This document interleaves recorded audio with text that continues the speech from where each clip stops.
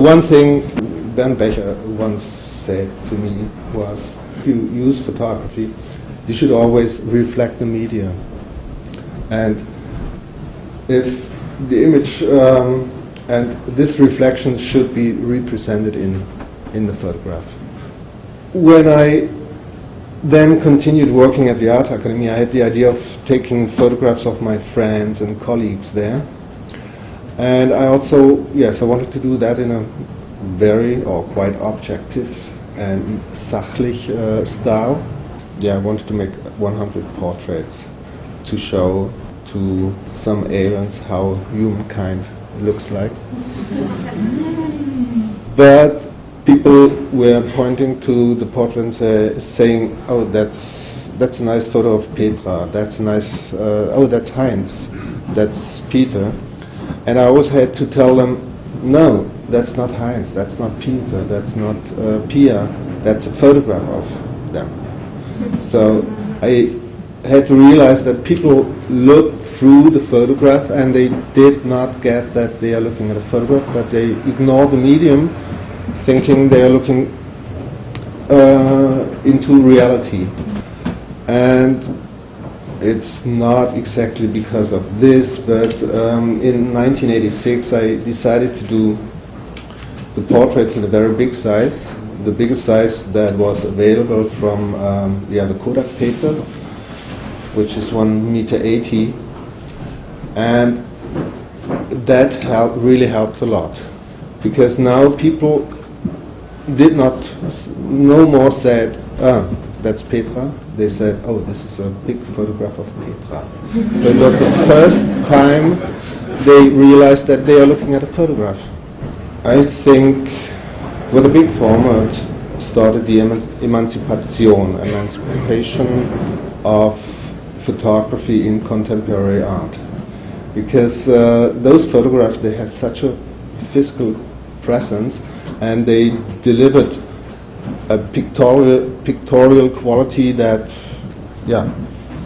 a painting cannot offer. My belief in photography capturing reality, I realized that maybe that's not all of the truth.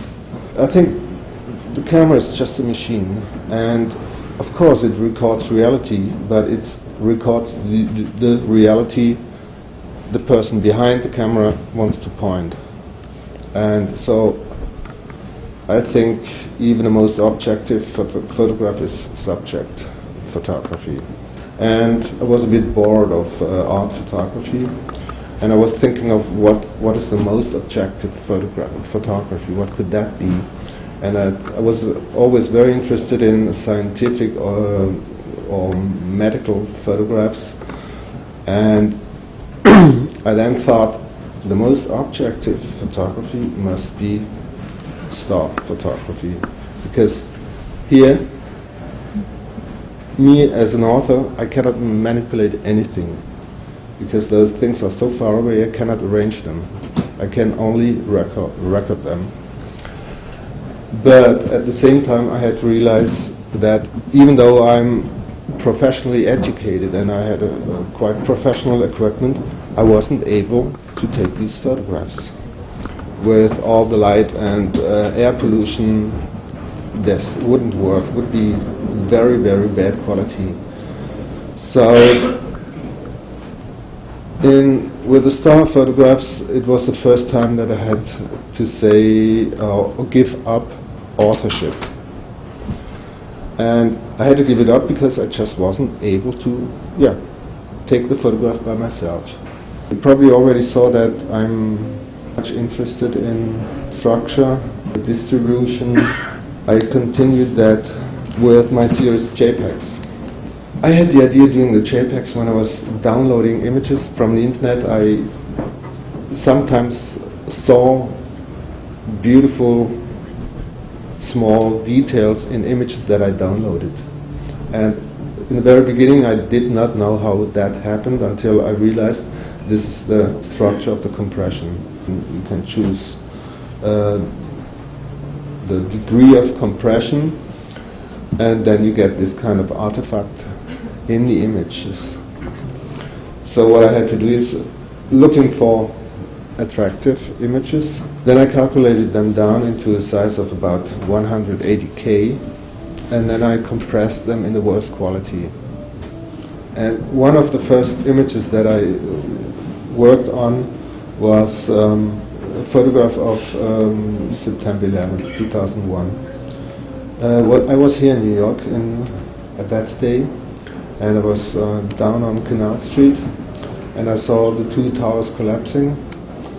And I had my camera with me, a small camera, and I took, stupidly enough, I took a photograph, or took photographs. And when I came back to Germany, to Düsseldorf, there was nothing on the film. And I don't know until now whether it was just the battery or whether maybe it's the X-ray. So I really started searching for images like crazy in the internet. And I found a lot of those images. And then I realized that the internet is an incredible source for distributing images.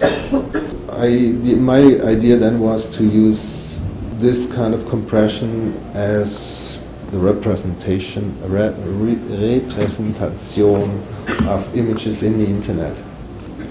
I printed them in a quite big size, because the nice thing is, so this work is also about perception. If you look at these photographs from a far away side, like about 10 or 15 meters, you think you're looking at a real photograph. And then if you come close to the image, starts at about 5 meters, you recognize the artifact, this 8 by 8 pixel structure, which makes the image very painterly, even though it's stupid to use the word painting in terms of pixel.